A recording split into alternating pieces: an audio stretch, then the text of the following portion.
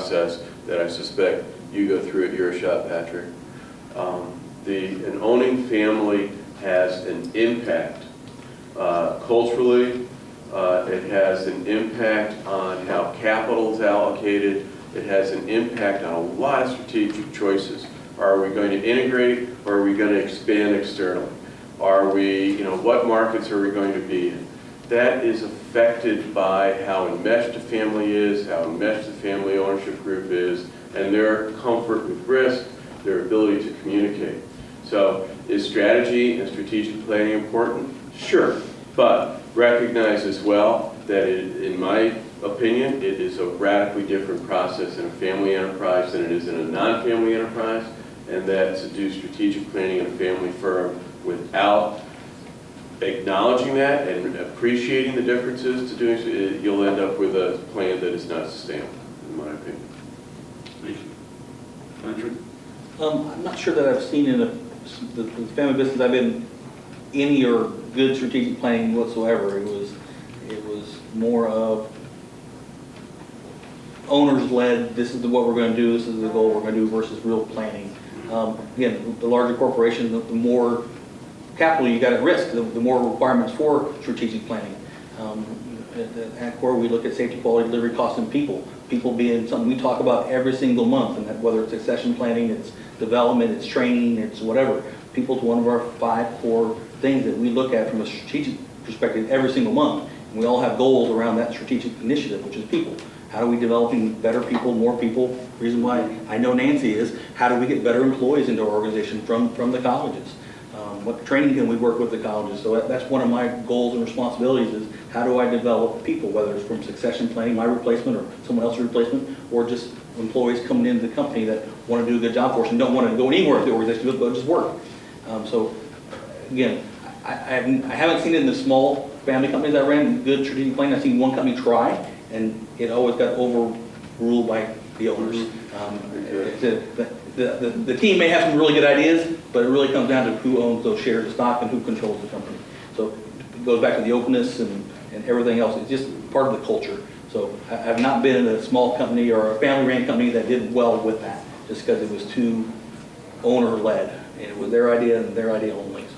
Gina, having the opportunity to work with you, I know strategic planning sometimes is a push me thing rather than a pull me thing. Exactly, yeah. I've actually been on both sides of this, where getting back to strategic planning on different levels of a business, be it millions and millions of dollars or a small family-owned business. Yes, there is a different approaches to strategic planning. The process. I do agree that it is sometimes very difficult to convince the owners that you need to bring in somebody to help with the strategic planning. But it is the best choice to bring in the outside person to do the strategic planning with the team, because the owners, like you said, depending on who owns what, and will say, oh, I have the final say, and this is what it's going to be, and that's it, and that might not be the best for the company. But if you do bring in somebody who can strategically get everyone on the same path and goals, that will help with the succession planning, because you will then align yourself with where's your money going, what you're going to spend, here, there, and you're going to make different choices if your end result is to continue the company for 50 years, or if you're going to go ahead and sell it in 2 to 5 years. Thank you, Jim.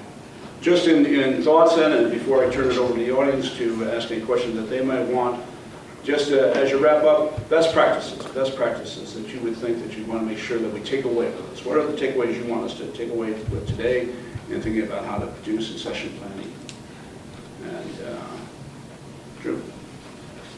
Communication. Start talking. It's the best thing you could do. Thank you. Patrick, you got 3 words? Repeat what Drew said earlier is, but take the time to sit down and develop a plan. If you don't have that and something happens unexpectedly, who knows what's going to happen with the organization. Have a plan of what you want to happen as the owner or as the leading family member. Have a say, have an opinion about what's going to happen in the future. Don't assume nothing's ever going to happen, because something will happen to somebody in the organization. You got to have that plan of how you want the organization to be ran in the future. But too many small companies don't. Good. All right, communication plan. Gina, you get the last word, and you also have the first word, so make it sparkle. All the pressure is on here. I would say, just to reiterate what they said, you have to communicate with you know, your family members, no matter who they are, your partners. You have to communicate and be clear on what you want, and you have to be respectful in doing that to be able to get a positive end result, whatever that is. And I'd say get the plan and work the plan.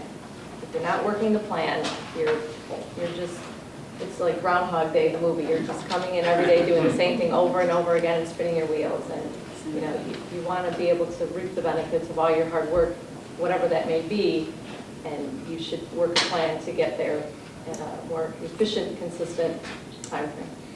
All right, communicate, plan, and work it. Audience, have any thoughts, questions for the panel? Yes. Well, I found it interesting being in a different environment, because I'm not part of a family-owned business, it's a large corporation. But there were similar problems in terms of they do people planning annually, and the same questions come up. Communication had some long-run vision of it. And the thing that I struggle with locally here at our plant is getting the right talent. Because you know, in the community base, we have contributed community, whether we're large or small, and getting the skill sets to follow the people that are on the verge of retirement, not just the owners. You have highly skilled craft people on the verge of retirement, other key players that you need training, and that planning and finding the people that are out there to develop them. It was interesting to hear similar echoes. Even though I said I'm on the outside, I'm part of a larger company, so I could really resonate with that. Good. Thank you for your comments. Other comments, questions, thoughts? Larry? I want to draw a distinction. Chuck, when you were talking about your entrepreneurship class, you talked about exit strategies. Mm-hmm. Since so many small businesses fail, that's where your exit strategy comes in. You need to know how to get out once you've gotten in. However, what we're talking about here is an ongoing business, which is a succession. And bear in mind that the root word of succession is success. And what you're talking about here is the continued success of the business, not granddad's going to die sometime in the next year and he's been running the business for 60 years. That's part of it, but what you're talking about really is the success, the ongoing success of the business. And I think that that distinction needs to be drawn as well. Good point, Larry. So often with entrepreneurs, I work with people that just love the idea of getting new things started, getting out there. And they have to decide early on, are we going to keep this business going? Are we going to sell it down the road? And of course, then what happens if it fails? So quite often that turns into a successful business. They decide to stay with it. But the real juju, if I can steal Drew's word for it, is starting new ideas, starting new businesses. And therefore deciding, okay, I want to own this for 3 to 5 years. Then I want to plan what I'm going to do next. And so that's where the exit strategy comes in entrepreneurship. But thank you for making the distinction. Other thoughts, comments, questions? All right, if not, what a delightful plan. Thank you for... I had one real Oh, I'm quick. sorry. Well, that's too late. That's too late. Please, I'm sorry. What's the key to inspiring the next generation leaders within the family? You know, a lot of times when you're growing up in a family, the last thing you want to do is what dad did, and just curious your thoughts behind how you do that, and if you're seeing anything with, you know, you've got the boomers, Gen X, Gen Y, are you seeing some differences in the willingness to continue versus the motivation to sell with those different generations? I go back to the point I made earlier. You need to make it look like fun. That's step number one. Step number two, you've got to be investing in technology. I don't care what it is, but it better zip and zing and look cool. Number three, again, I think be willing to share with your children from an early age the meaning of ownership and what pride you gather from it. But then you kind of need, I'm a dad, right? I've got 2 kids. My daughter has shocked me when she chose the same major I had in college, which was social work. And you know, I want her to follow her passion, whatever that may be. But she is known for, since she was in junior high school, she's known what motivates me about work. I talk to her about it. My wife and I, she's 23 now, she knows the value of our estate. She knows what our estate plans are. She knows what it takes to get a job in my company. I've just always tried to be as transparent with her as I could be. Not necessarily transparent about all the bad things about the job, but certainly about the good things. But I've encouraged her to follow her passion. And if you get lucky, that'll be your business.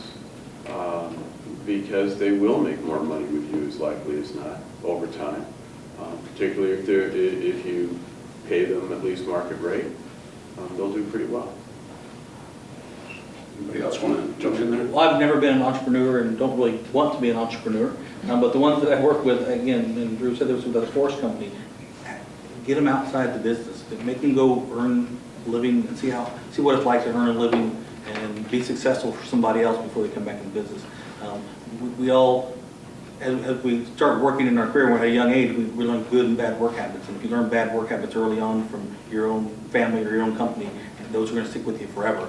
So you want to being successful outside and then coming back in the company. If I owned the company, I would not let my kids work for me for the 3 to 5 years or even longer. Would probably be good to prove to themselves that they can do something on their own. And if I can jump on the panel just for a second, I'm not on the panel. I have 3 daughters, 2 stepsons, 22 grandchildren.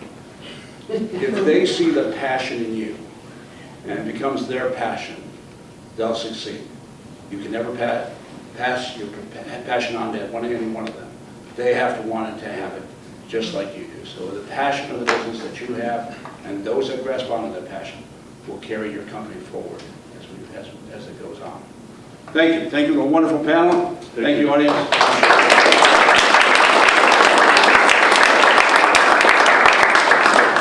We're now going to take a break.